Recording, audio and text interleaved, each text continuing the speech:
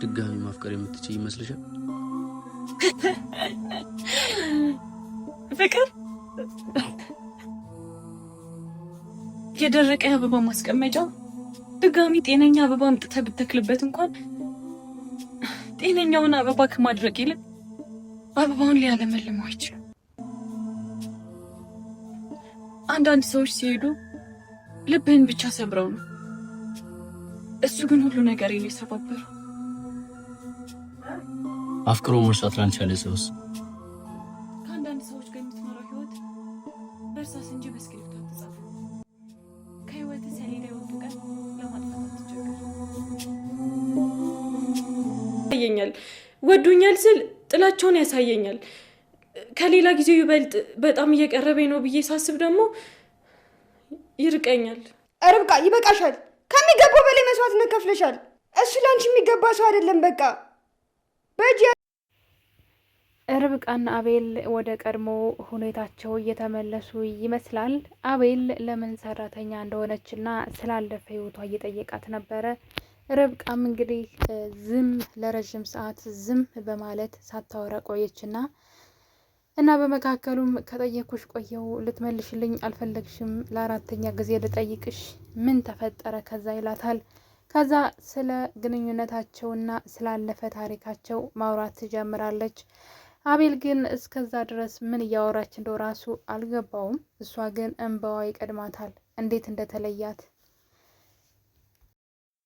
ርብቃ ግን የሆነውን ነገር ከመናገር ይልቅ እንባ ቀደማት። እንዴት ብላ ታስረዳው? እሱ ካላስታወሰ እሷ ብታወራው ምን ዋጋ አለው? ነገር ግን አቤል እንድትነግረው ለአራተኛ ጊዜ ጠየቃት። መልሽልኝ፣ ለአራተኛ ጊዜ ጠየኩሽ፣ ምንድን ነው የተፈጠረው እያለ መልሽልኝ፣ ለአራተኛ ጊዜ ነው እየጠየኩሽ። አልተጨቃጨቅንም፣ ጥሉኝ ሲሄድ አልተጫጫንም። ብቻ የዛን ቀን ማታ እጅን ሲለቀኝ በጅን ሰውነቴ ሲተነፍስ ተሰማኝ። ድጋሚ ማፍቀር የምትችይ ይመስልሻል? ፍቅር የደረቀ አበባ ማስቀመጫ ድጋሚ ጤነኛ አበባ አምጥተህ ብትተክልበት እንኳን ጤነኛውን አበባ ከማድረግ ይልቅ አበባውን ሊያለመልመው አይችልም። አንዳንድ ሰዎች ሲሄዱ ልብህን ብቻ ሰብረው ነው፣ እሱ ግን ሁሉ ነገር የሰባበረው። ርብቃም እንግዲህ ስለ ሁኔታው እያስረዳችው ነበረ። ምንም ሳንጣላ ነበር የተለያየ ነው፣ ብዙም አልተጨቃጨቅንም፣ አልተጣላንም። ነገር ግን እጅን ሲለቀኝ ባዶነት ተሰማኝ እያለች እንግዲህ ርብቃ እንባዋን ማፍሰስ ጀምራለች። አቤልም እንግዲህ ጥያቄውን ቀጥሏል። እና በድጋሜ ማፍቀር የምችይ ይመስልሻል ይላታል። እሷም እንግዲህ በአበባ ማስቀመጫ በደረቀ አበባ ማስቀመጫ ምሳሌ አድርጋ የደረቀ አበባ እቃ ማስቀመጫ ላይ ደህና አበባ ብታደርግበት ያኛውንም ነው የሚያደርቀው እያለች እንግዲህ በጣም ልቧ እንደተሰበረ እየተናገረች ትገኛለች። እኔ ግራ የገባኝ ነገር አለ። አቤል የት ሂዶ ነበር ማለት ግራ ገባኝ። ልጁ በዚህ መጠን ራሱን ረስቷል? ምንድን ነው የተፈጠረው? ትንሽ ግራ የሚያጋባ ነገር ነው። ነገር ግን ርብቃ አሁንም ለሱ እንግዲህ ጉዳዩን ማስረዳት ቀጥላለች። ለሱ ብላ የቤት ሰራተኛ የሆነችለት ርብቃ ለአቤል ይህ ሁሉ ዋጋ ከፍላለት እውነት ለመናገር ከሆነ እንዴት እንደሚክሳት ራሱ ማለት ነው። እና እንግዲህ አቤል እንዴት ያስታውስ። እናትየዋም ይህን ስላወቀች ነው የቤታቸውን ጣጣ ሁሉ ቤቱን ሳይቀር በርብቃ ስም ያደረገችው። አቤል ያለበት ችግር ምንም ብዙ የሚያስተውለው ነገር የለም። ዝም ብሎ የሚኖር አይነት ሰው ነውና እንግዲህ እናትየዋ ግን ርብቃን የምታውቃት አይመስለኝም። እንግዲህ ለርብቃ ስም ላወጣላት ነው፣ ርግብ የሚል ስም ማለት ነው። ደጋግሞ ድጋሚ ማፍቀር የምትችይ ይመስልሻል? ፍቅር የደረቀ አበባ ማስቀመጫ ድጋሚ ጤነኛ አበባ አምጥተህ ብትተክልበት እንኳን ጤነኛውን አበባ ከማድረግ ይልቅ አበባውን ሊያለመልመው አይችልም። አንዳንድ ሰዎች ሲሄዱ ልብህን ብቻ ሰብረው ነው። እሱ ግን ሁሉ ነገር ነው የሰባበረው። አፍቅሮ መርሳት ላልቻለ ሰውስ? ከአንዳንድ ሰዎች ጋር የምትኖረው ህይወት በእርሳስ እንጂ በእስክሪብቶ አትጻፍም። ከህይወት ሰሌዳ የወጡ ቀን ለማጥፋት አትቸገር።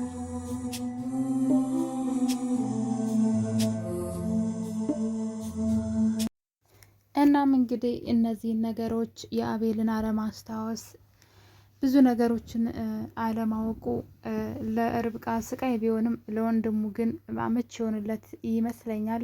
ምክንያቱም ደግሞ ከአቤል ብዙ ነገሮችን ለመውሰድ ከሱ አልፎ ሌሎች ሰዎችንም ሰማርቶ እየተንቀሳቀሰ ይገኛል። እንግዲህ ቤት ውስጥ ሚስቱን የራሱን ሚስቱን ማለት ነው ለአቤል ቅምጥ አድርጎ ሲሰልል ቢቆይም አሁን ላይ የነሱ ማንነት ግልጽ ሆኖ ስለተደረሰባቸው አሁን ላይ እሷ ከአቤል ጋር ስለተጣላች ሌላ ሰራተኛን ደግሞ ወደ ቤታቸው በማስገባት በድጋሜ ሌላ ስለላ እያደረጉ ይገኛሉ። ሰራተኛዋ ግን ይመስለኛል ቤተሰቦቹን ሳትወዳቸው አትቀርም። የመጣችበትን የቤት ስራም የረሳችው ይመስለኛል። ከዚህ ነገር ሁሉ ጀርባ ግን ርብቃ ተጎጂ ናት። ርብቃ የሚረዳት ሰው የለም። አቤል እንኳ ራሱ ከእናቱ ውጭ ማለት ነው። አሁን ላይ ግን ትንሽ የሚያስፈራ ነገር እየተፈጠረ ነው። እሱም እንግዲህ የአቤል ወንድም ሚስጥሮችን ሁሉ ንገሪኝ፣ እኔም ሚስጥሮችን እነግርሻለሁ፣ ሚስጥረኞች እንሁን ብሎ አሁን ላይ በጣም ከእሷ ጋር መቀራረብ አብዝቷል ማለት ነው። ያ ማለት እንግዲህ ችግር እንዳይፈጥርባት በጣም እየፈራሁኝ ነው። እንዳያውጣጣት ያለውን ነገር አውቁ በዛ በነገሩ እንዳያስፈራራት እየፈራው እገኛለሁ። አሁን ላይ እሷን እንደ ጓደኛ ቀርቦ ከእንግዲህ ወንድምየው ኢቨን እንኳ አብረው አድረው በስሜቷ ላይ ሲረማመድ እያየኑ ነው።